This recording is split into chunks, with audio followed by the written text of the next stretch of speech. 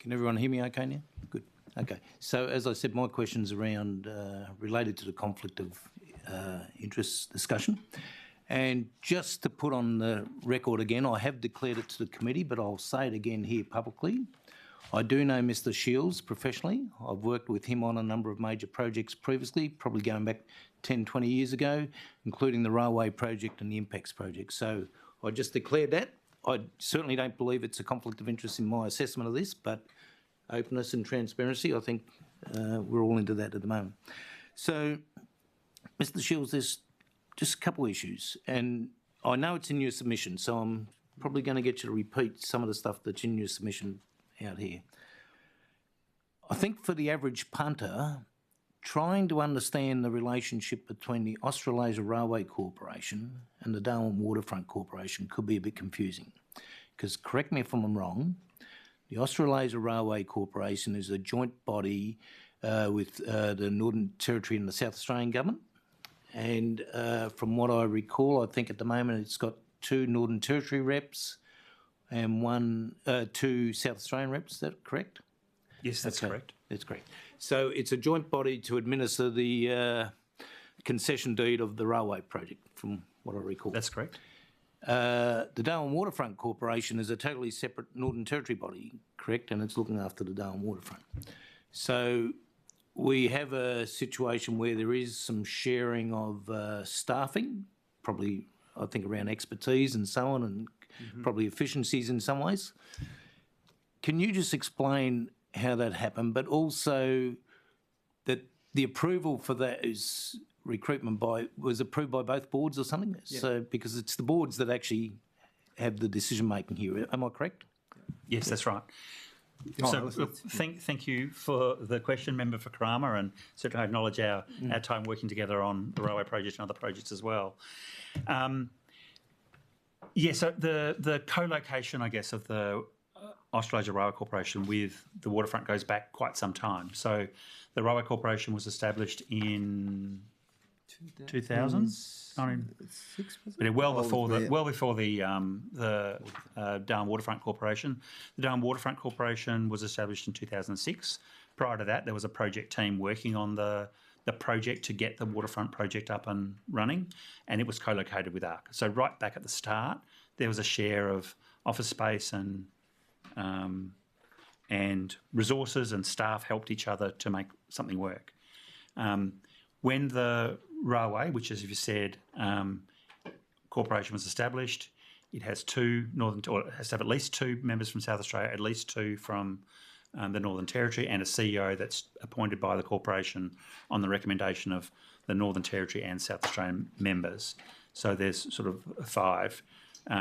When the corporation was set up, it was underpinned by a legally enforceable agreement between the Northern Territory and South Australian governments, and that was backed up at financial close for the railway project with a further one that had quite a bit of detail about how we'd work together. One of the big focuses of the agreement is to, when I say reduce costs, I guess make the costs as efficient as possible, and to explore sort of the devolution of functions to other entities that might be able to take it on, so that it wasn't creating a separate cost impost for either the Northern Territory and South Australia, because there's the costs of running ARC is shared between the Northern Territory and South Australia equally on an annual basis. So that was sort of the premise that was started. There should be some efficiency in costs and expenditure. And that continued when the Waterfront Corporation was created, and so that co-location was maintained, and then ultimately when the waterfront was constructed and the Waterfront Corporation proposed to move to new premises at the waterfront, it was resolved and agreed by both boards that ARC would continue to be co-located there. All of the arrangements, including shared arrangements, cost sharing, the back of house work that's done, so there's no separate finance team for the Australasia Railway Corporation and the Darwin Waterfront Corporation. It's a single team. The costs are apportioned. That's all been through our various boards. There are, as you've said, common members. So I'm the CEO of the Darwin Waterfront Corporation, but I'm also chair of the Australasia Railway Corporation. Andrew Kirkman was until recently also, he is a member of the board of the Australasia Railway Corporation. Until recently, or reasonably recently, he was also on the Darwin Waterfront Corporation board. That has gone back in history. People like Paul Tyrrell, who was instrumental in getting the railway project up, he became the chair of the Australasia Railway Corporation when after the first train was established, and we went into sort of ongoing mode. Once the construction had finished, he became the inaugural chair of the Darwin Waterfront Corporation. So we've shared board members, staff, office accommodation, resources from the very beginning. And both organisations have their own annual audits as well, separate. Yeah. So just confirming, both boards independently agreed. Yes, that's correct. That's correct. Yes. Thank you. I'm happy to. I have some follow-up questions, but did you want to? Yeah. Okay, thank you. Thank you. I think that's helpful, and I think as the member for Karama said, it's pretty confusing to us lay people how all these things work. So I understand at the moment. Sorry, are you Bellot or Bellot? Bellot. Sorry, Yeah, Mr. Bellot. You have roles in both those organisations? No, I'm strictly chair for the Darwin Waterfront Okay, Corporation. all right, okay.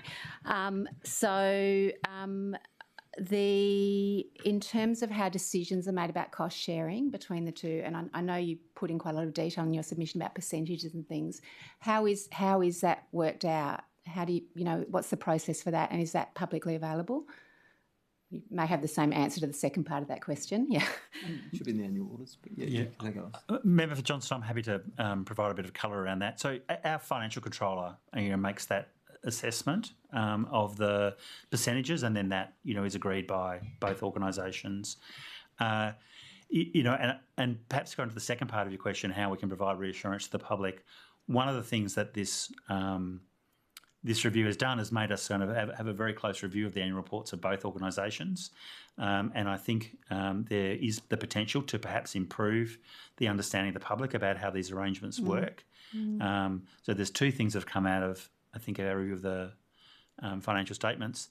There's a lot of misinformation in the public about the Darwin Waterfront Corporation continuing to operate at a loss, which is really to do with depreciation and amortisation, and I think that's something that could potentially be better explained, and most of the revenue is a pass-through on behalf of the Northern Territory Government to meet Northern Territory Government obligations under a concession arrangement. For the Convention Centre. For the Convention Centre.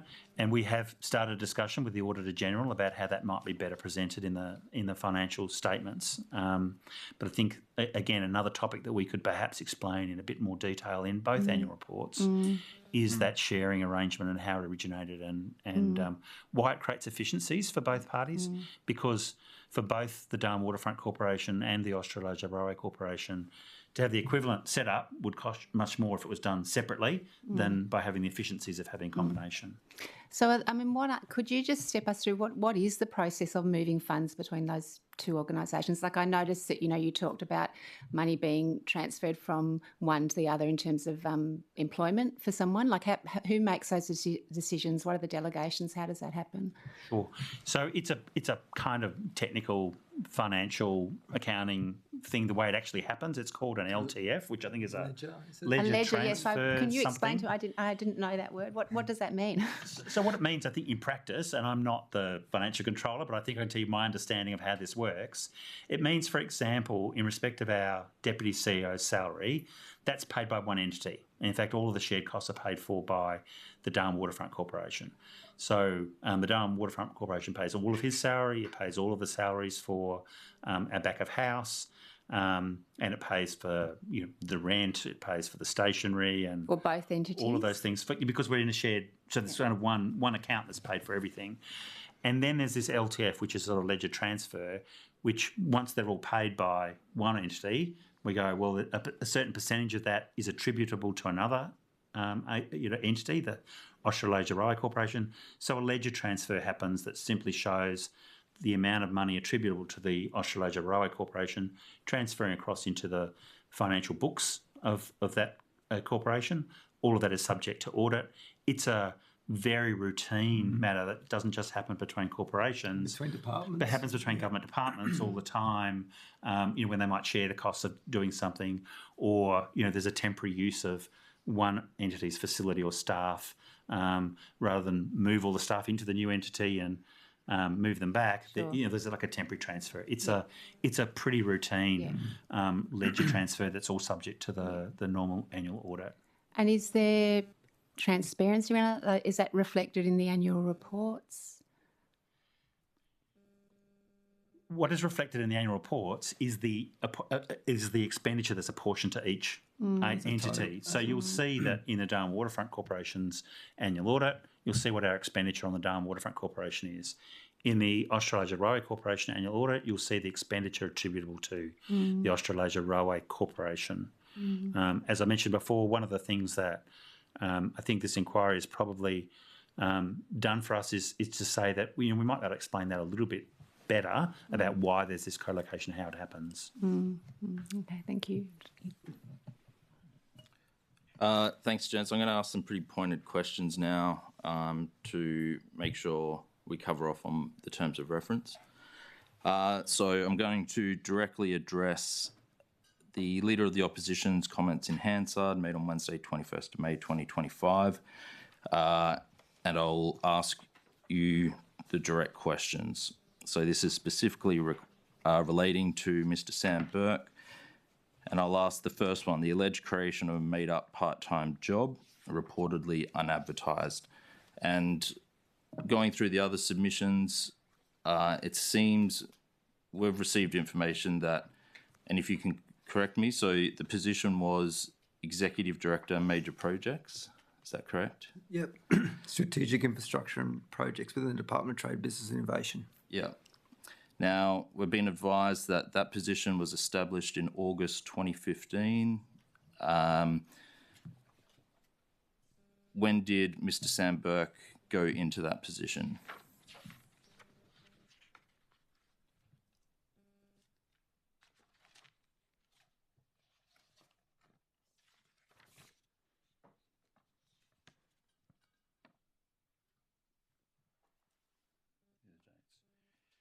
So, thank you, Member for Drysdale, for your question. The Deputy CEO, whose job title was General Manager at the time, went to the Department of Trade, Business and Innovation through two discrete periods of hire duties, one from the 19th of February 2018 to the 30 June 2018, and the second one from 1 July 2018 to 31 December 2018. Thank you. Two follow-up questions. So that is obviously post the establishment of the position. Was that a board decision, those hire duties? So the payment of hire duties is ordinarily a decision of the CEO, but the board was fully briefed on the arrangements and approved the arrangements under which Mr. Burke would work 0.6 of his time with the Department of Trade, Business and Innovation and 0.4 of the time with the Waterfront Corporation, and they were aware the salary that he was being paid.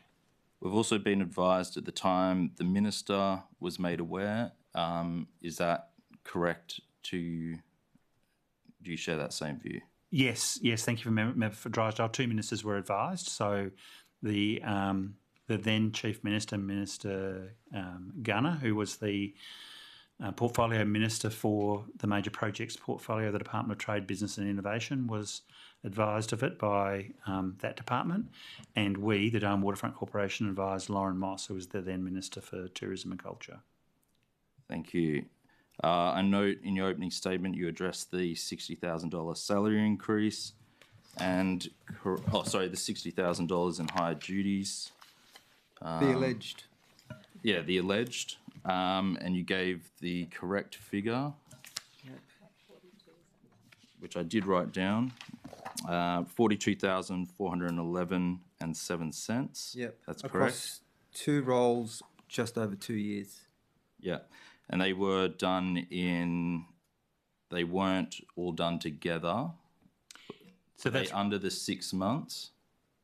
So a couple of responses to those questions, Member for Drysdale. Firstly, the DBTI, Department of Trade, Business Innovation role, was a total of $17,113.32 higher duties before tax.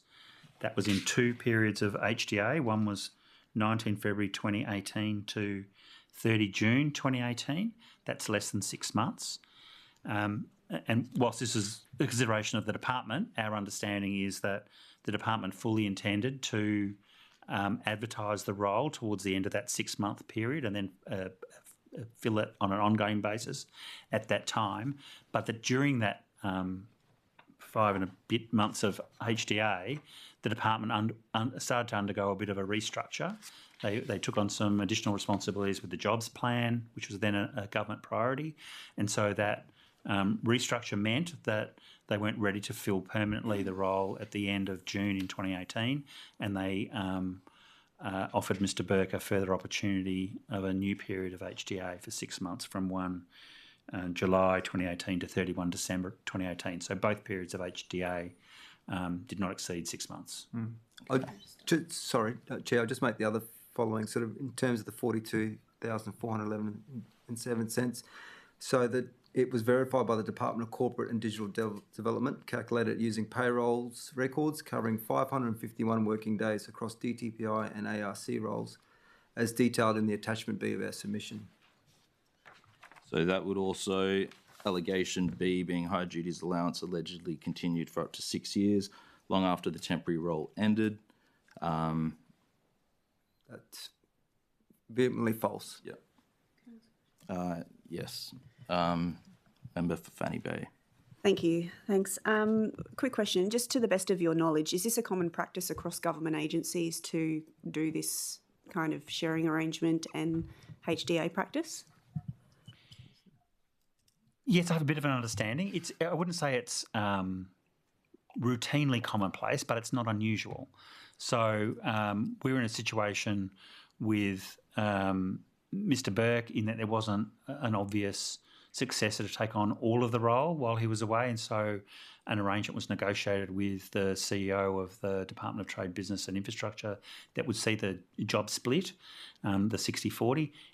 In reality, Mr Burke probably spent way more than 100% of a normal working time. He would come in very early in the morning and do Waterfront Corporation business, then go to Department of Trade, Business and Innovation and do a whole day's work there as well. But having job sharing arrangements is not unusual. It might not be commonplace, but it's not unusual in the Northern Territory public sector, in my experience.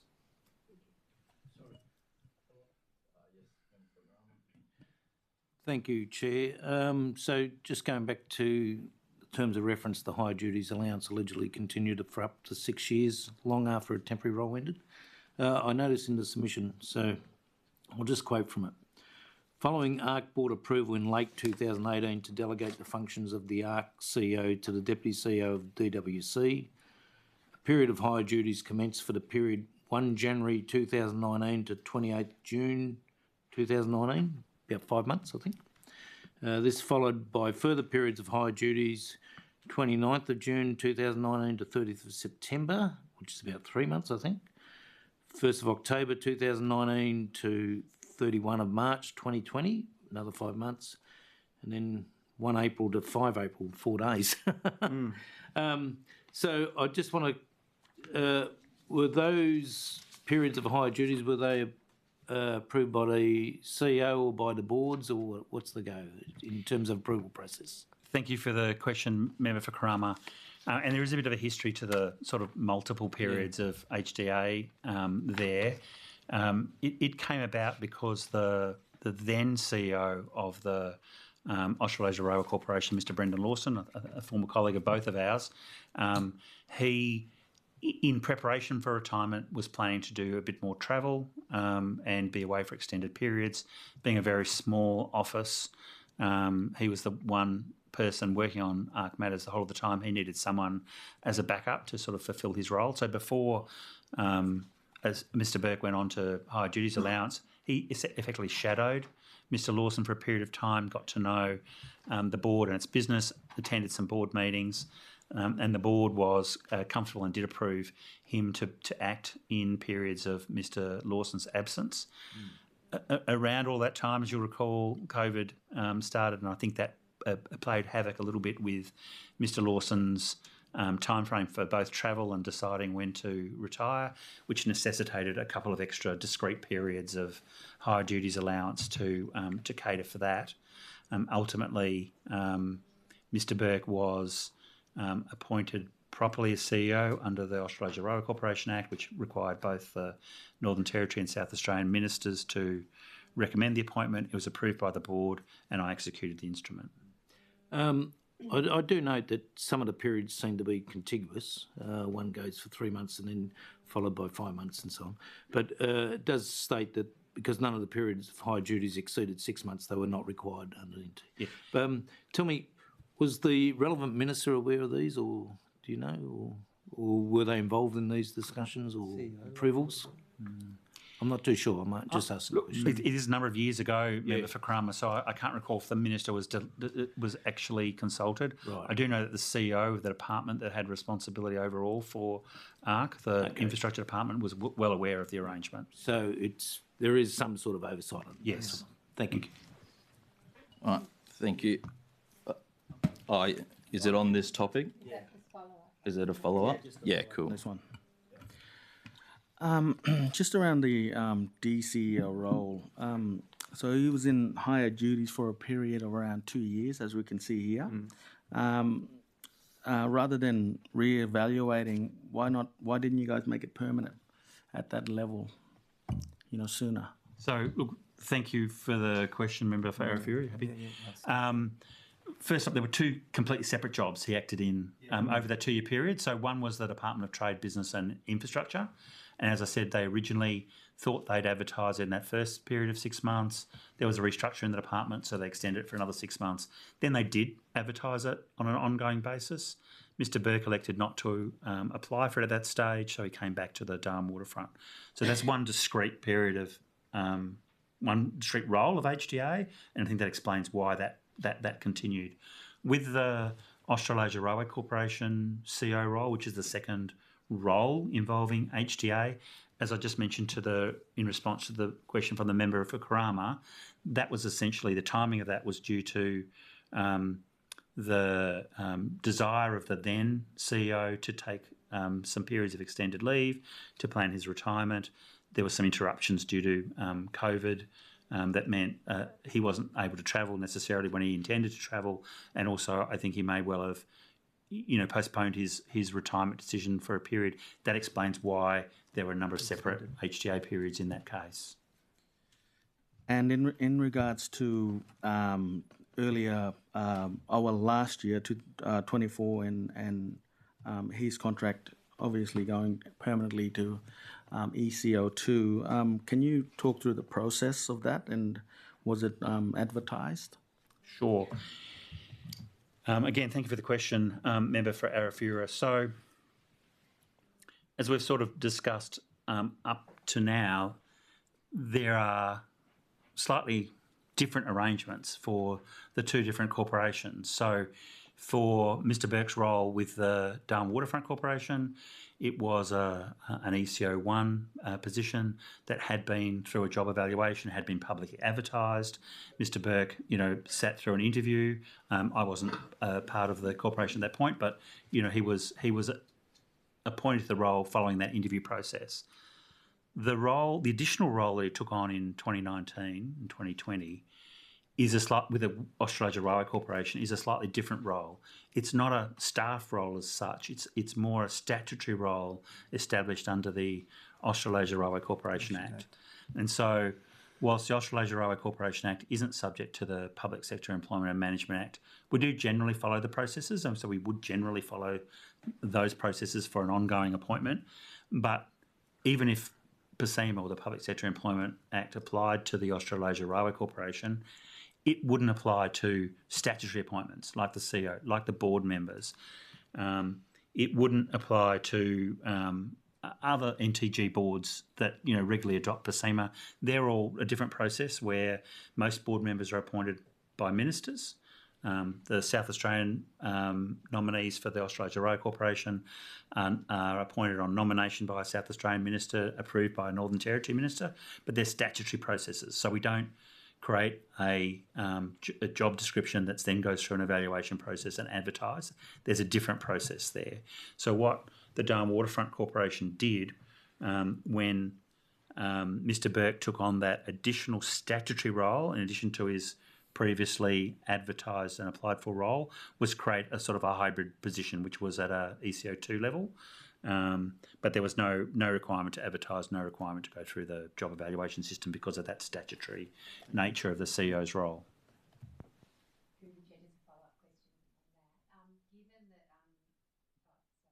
Thank you. Given that those two roles are held by the same person, how are potential conflicts of interest managed? What do you have in place? And I'm interested, pretty forensically, I guess, in what you actually have in place to manage potential. Could you maybe identify an example of a conflict of interest between the two organisations? I don't know enough about it to do that, but I know that they're two separate but enmeshed organisations. They cost share in terms of their resourcing, but beyond that, they're effectively two different organisations. And so you've got one person in leadership roles across those two organisations. I'm just wondering, do you see that there's any need for separation between those roles or not? I can perhaps add a little bit to what the Chair has said, and as the Chair says, they're different organisations that do different roles. The Darwin Waterfront Corporation is quite a dynamic role that manages the whole precinct there. We look after the Stokes Hill Wharf as well. But one of our really key roles is to manage and oversee the public-private partnership concession deed for the convention centre. So we manage the payments with them. We set the budget with them, with the convention centre operators on an annual basis. So it's a complex contract oversight role. The Australasia Railway Corporation, on behalf of the Northern Territory Government, also has a contract oversight role, and that's with the operator of the Australasia Railway, the Horizon. So there's a concession deed arrangement there, so we make sure that they're maintaining it properly. We receive annual reports from them. We also work with the Northern Territory and South Australian Government to maximise the benefits of the railway to both South Australia and the Northern Territory. So the potential for an operational conflict between the two is very slight. One's operating a railway between Adelaide and Darwin, and the other one is managing a precinct and a convention centre in Darwin. So the opportunities for operational conflicts are very, very, very slight. The only real potential, I think, is in terms of the cost-sharing arrangements between the two, and they are mutually agreed between the two. So there's no conflict or argument or disagreement. They're fully declared to both boards. Both boards accept and have approved those arrangements. And I think the member for Kurrama asked this, but who has the delegation to make those decisions? How does that happen? The cost sharing, like decisions around cost sharing. So, as CEO, I have certain delegations to approve expenditure for the Darwin Waterfront Corporation. In practice, the board doesn't approve, unless their contract's over a certain size. Yeah, there's a delegation. There's a delegation. It's X number of million, I think, go to the board, and below that it's with the CEO delegation.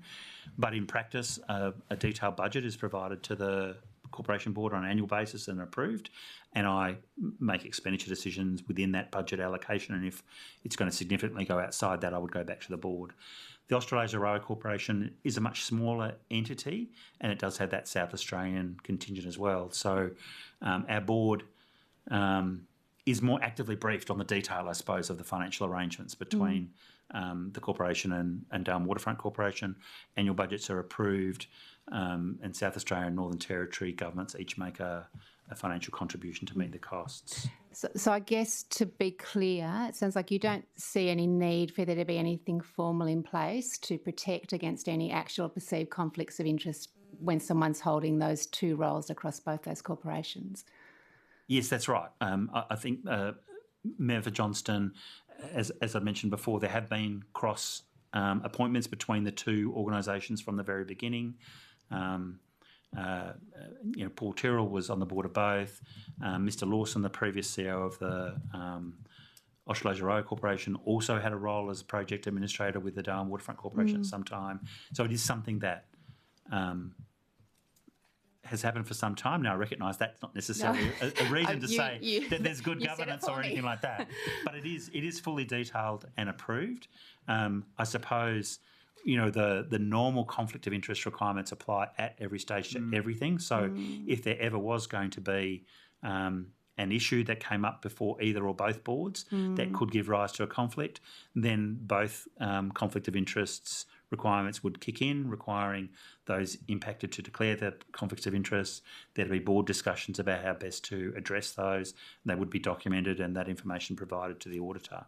So it's an ongoing conflicts of interest. Management is an ongoing thing. Yeah. Every Understood. meeting, every transaction is in the back of your head. Is there something there that puts this in a different And situation? it's not restricted to the board meetings. It's in between the board meetings as well. If there's a conflict that arises in between, there's an expectation that it's referred to the board or the chair to detail the conflict and place it onto the register, assess the conflict, and then put in measures if it is that's perceived that it is a conflict that needs to be managed. Yeah, and I know, Mr. Bellot, that you said very strongly at the beginning that I think I wrote down, you have no tolerance for conflict of interest.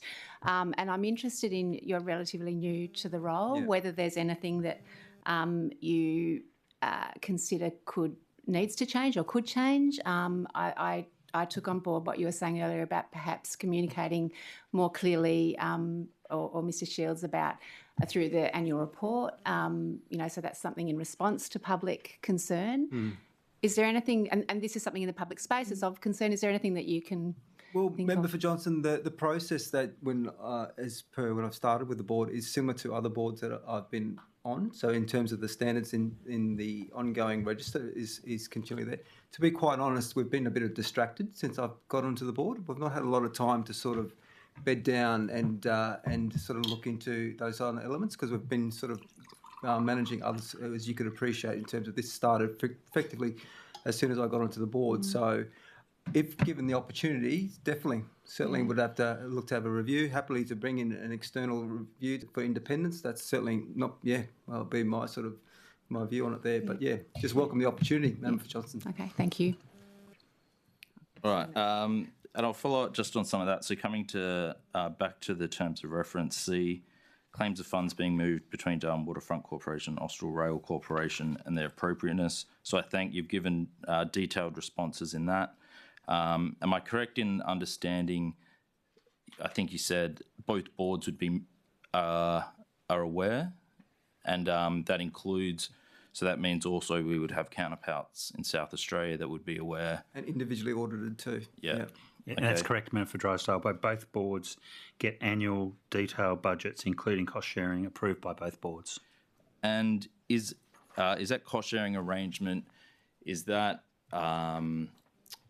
actually legislated? Is there an act, or is it something that, is there a memorandum of understanding? How's that relationship been forged? So the arrangement between the Northern Territory and South Australia for the Australasia Railway Corporation is underpinned by formal agreements, which do talk about maximising cost efficiencies by devolving to other entities as appropriate. There's no formal MOU between Darwin Waterfront Corporation and Australasia Railway Corporation, and if it's needed, the actual sharing of costs between the two organisations could change from year to year. So, for example, if the Australasia Railway Corporation had an enormous spike in the amount of work it had to do in a particular financial year because of a contractual issue that came up, then and that took more of the resources at the corporation than it would normally take, then that might result in an adjustment of the sharing of costs between the new entities to cover for that. I probably should mention that some costs aren't actually shared, they're done separately. So, for example, legal costs, Australasia Railway Corporation has its own lawyer and that gets paid for separately. Darwin Waterfront Corporation has its own need for legal services, and those bills are paid for exactly, though they're not shared. If the work is clearly delineated, it's more the shared things that you can't say that all of that person worked on the finance for ARC and all of that one worked on the finance for Darwin Waterfront Corporation. They're the ones that become shared. Thank you. Now I'll just go on to D, signing of a new 4-year executive contract that was not advertised, not subject to the required job evaluation system review, and signed 6 months before the previous one expired. We have a submission from the Commissioner of Public Employment that states is a requirement that an ECO will be advised if their contract will be renewed 6 months prior to the expiry. This renewal would not require the job to be re-evaluated or re-advertised, and the new contract may be issued at any stage ahead of the expiry. Is that what's happened here? Can you talk through that last point? Yes, thank you for the question, Member for Drysdale. Yes, this is an entirely routine matter. Around 6 months, I think 2 or 3 days inside the 6-month period, I received an email from somebody who worked in the office of the Chief Executive of the Department of Chief Minister and Cabinet, sent me an email to remind me of the obligation to have a discussion with Mr Burke about the renewal of his contract and to advise when that occurred.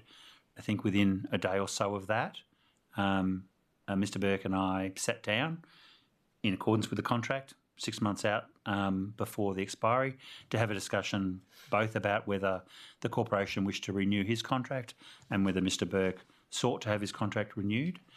As a result of that discussion, an agreement or a decision was made that the Darwin Waterfront Corporation would offer Mr Burke a further contract. I communicated that decision, and as per the advice from OCPE, the actual contract itself can be entered into any time. We entered into it when it was provided to us by the Executive Contract Management Services. From my experience in many years working at executive levels across a range of NT government departments, it's entirely routine and consistent with the contract, with NTPS rules and standard practice. I've got 2 follow-on questions. One is, what's it mean if you don't engage with someone 6 months out? What happens? So that's the first follow-on question. And the second one is, I just want to clarify. So is this was Mr. Sam Burke did this one, he did it again. When it was advertised, is that when he didn't go for it? That was the Department of Trade, Business and Innovation, which I might have inadvertently called Department of Trade, Business and Infrastructure previously, but the Department of Trade, Business and Innovation role was one where he elected not to apply for it when it was advertised. Yeah. He elected to come back to the corporation. Okay, and so in keeping in line, I guess, with the policy, if you don't engage someone 6 months out, what does that mean? Well, then if the employer, so in this case the Darwin Waterfront Corporation, didn't engage with an employee within the 6 months, then we would be in breach of our contractual obligations to the employee. And I guess when you think about the rationale for that, it's so that both the employer can plan if an employee says they don't want a new contract, but also so the employee can have a period of knowledge about whether the entity wants to offer a new contract. So there's a rationale for that 6 months, and it enables both parties to plan. Failure to do it puts us in breach. Follow-up question, if I can. Chair. So just to be clear, prior to the 6 months, if you have the discussion, the corporation could say we're not going to renew the contract, if you wish, and vice versa, the employee could also say, I don't want to renew the contract either.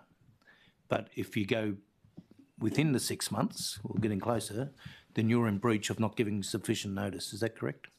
Yes, that's correct, Member for Kramer, and thank you for the question. So you don't have to, at that 6 month period, exactly decide, but you've got to start having the discussion with the employee for those planning purposes, and to make sure that you're not in breach of the contractual obligation. And that is the conditions of the contract that everyone signs up to. Exactly. In fact, the contract, the Northern Territory Government Executive Contracts of Employment provide that through reference to a determination, and the Darwin Waterfront Corporation adopts those same contracts in that respect. Hi. My question is just in relation to your decision to extend his contract a further 4 years.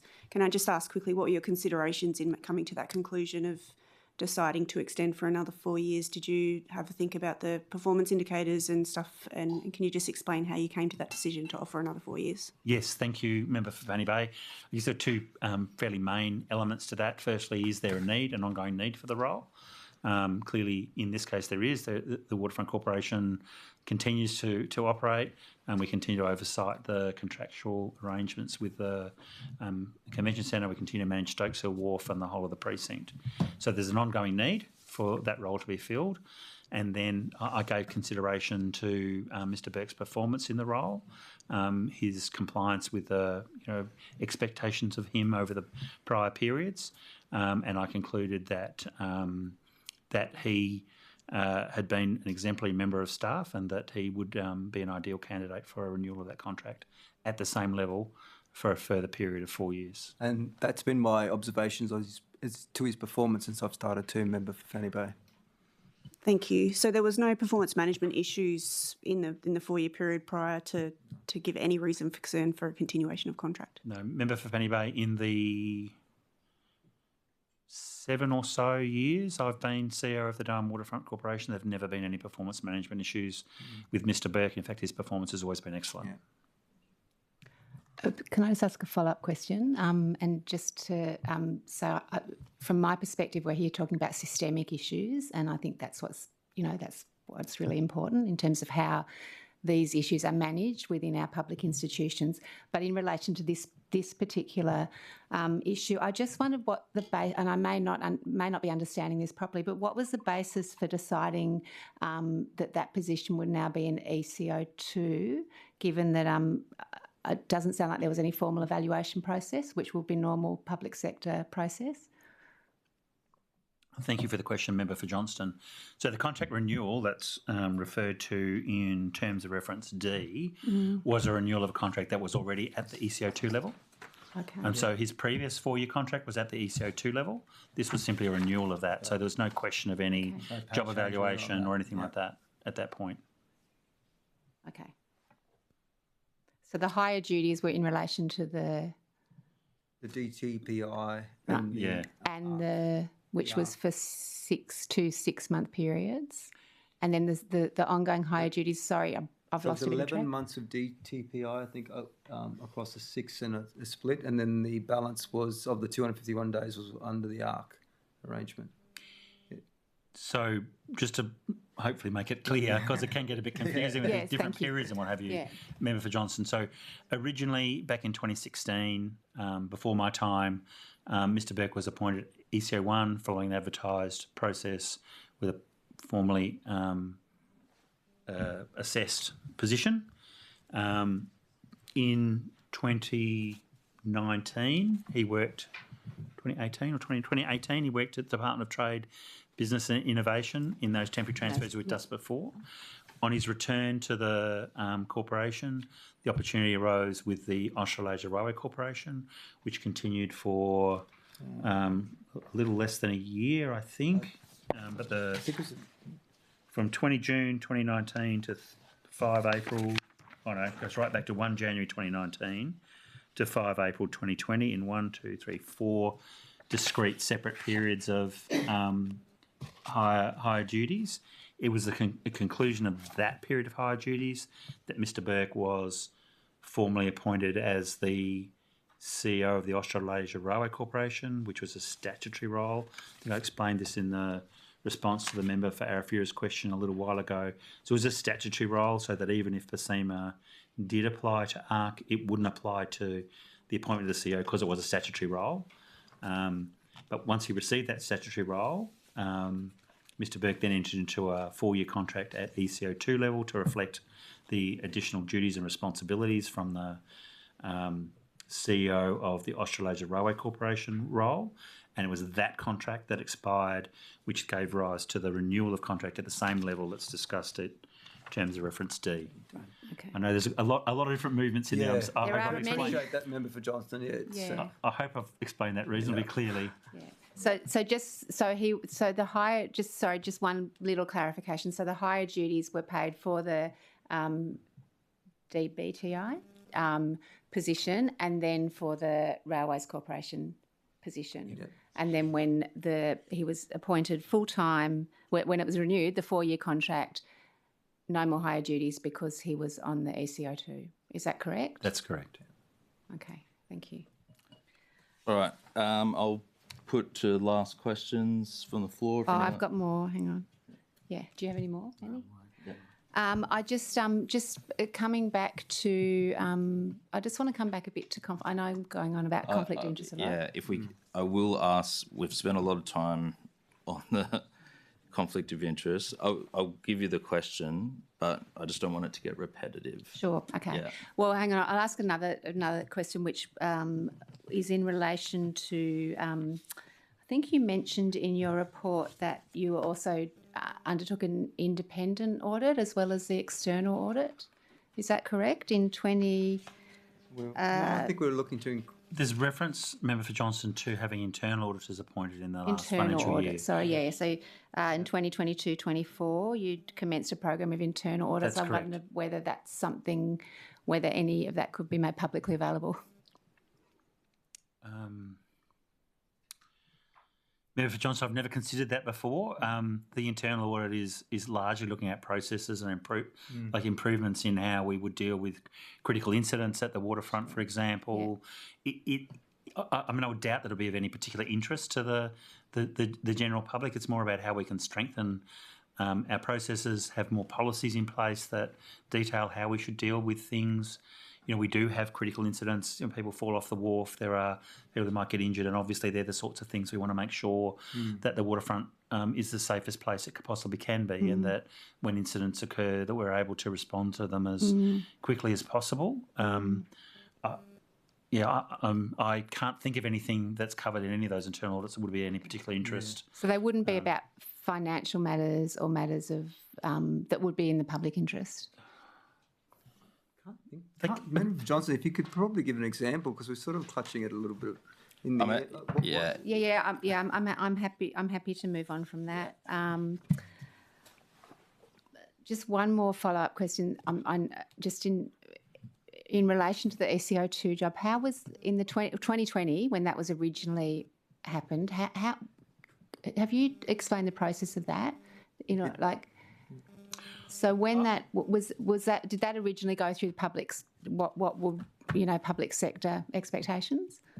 That's not the right phrasing, but if you could, do you want to rephrase it? Yeah. I think do you understand my question? I think I could rephrase it if you don't. I think so, Member for Johnson, and I think it's the question I answered for the member for Arafura a little while ago. Yeah. So there's a kind of mix between public service role, none of the strictly public service roles, at ones where the waterfront generally follows the public service process. Yeah. And then the statutory part of Mr. Burke's role, which is the CEO of the Australasia Rail Corporation, which isn't an advertised process because it's appointed on the nomination of the Northern Territory Minister and the South Australian Minister, then approved by the board. So there was a process where Mr. Burke shadowed the previous CEO for a period of time. You did explain. He acted for a while. Then the board obviously was happy with his performance. Both governments nominated him. He was appointed through that statutory process, which is not an advertised process. Sorry, that's what so just to be clear, his original appointment wasn't through an advertised selection process. It was through the process you're describing now. Is that just... Yeah, perhaps I've made it more confusing rather than clearer, Member for Johnson. So he originally didn't work at either corporation. He applied for a publicly advertised role with the Waterfront Corporation in 2016. There was an interview panel, I think 3 or 4 members of a panel that assessed him, presumably with other applicants, and then recommended him for a role, and he was appointed. So he was originally appointed as part of a public advertised process with the Waterfront Corp.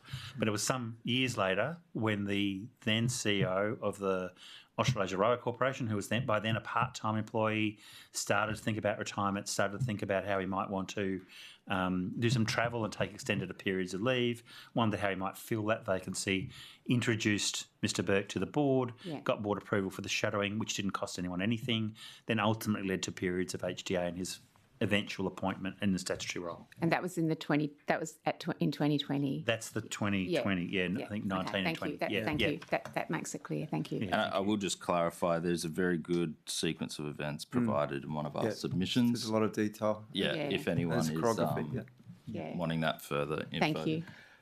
Last question. Just a question for the chair, Chairman Ballard, sorry. You stated earlier about the IACD qualification. Just talk about that a bit, what that requires? It's in a regards to your board qualification through the Australian Institute of Chairman's Company Directorship. So it's effectively, I started the study. I did a bachelor's study, but I didn't finish the qualification. But in the context of it's effectively the Bible for around directorships on boards, yes. In terms of how you would, in the class example, how you would approach a conflict of interest. What's the best way to do it? What's the best way to document it and the like? So it's a private element too. So yes, it's colloquially called a company directors course. Yeah.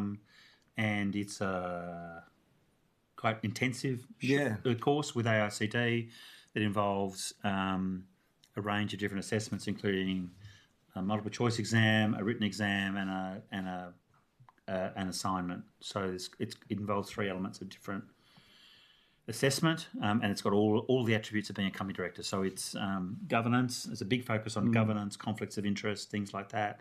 There's also a focus on how to manage the boardroom. Yeah. Precedences of other situations where boards have navigated through sensitive elements, how the best practice in it. Yeah. The role of directors on boards versus the role of the management and how they interact and how they should be and the separation between the two. Yeah. Thank you. Okay. Thank you, gentlemen. I'll invite you both to make any closing statements if you Can I wish. do what? Was the last question. We do have till 4:30, Chair. Okay. I'll give you the question. Please, as long as it's not repetitive. Well, it's sort of an invitation question, which may be similar to what you're saying. Given both your levels of expertise and experience in the complex environment we work in, part of our role is to look at how we can make sure that we can trust public institutions. So I'm really interested in hearing from you whether there is anything that you think we can learn or recommend to strengthen things and to address public concerns. In the context of the situation that's arisen. Yeah, I will actually say it is standard practice for the committee not to ask public servants for their opinion. And so I'll just bring us back to,